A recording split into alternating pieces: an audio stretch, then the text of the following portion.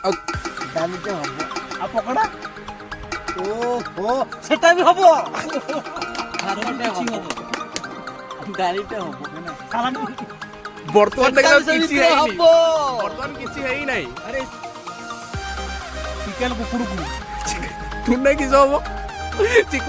ଆମର ଟୁନାଇଙ୍କର ବହୁତ ଗୋଟେ ପ୍ରିୟ ବିଲାତି ଗୁପ୍ତକୁ କିସ ହବ ଟମାଟୋ ଗୁପ୍ତକୁ ଏଠି ଚାଲିଛି ପକୋଡ଼ା ପ୍ରସ୍ତୁତି ସମସ୍ତେ ମିଶି ଲାଗିଛନ୍ତି ପକୋଡ଼ା ତିଆରି କରିବାରେ ଆଉ ମଜାମସ୍ତି ବି ଚାଲିଛି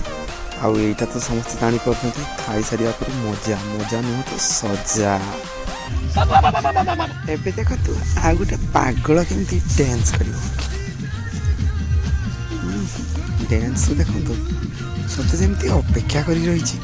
କେଉଁଦିନ ଫିଷ୍ଟ ହବ ଆଉ ନାଚିବ ବା ମାନିବାକୁ ହବ ଡଲି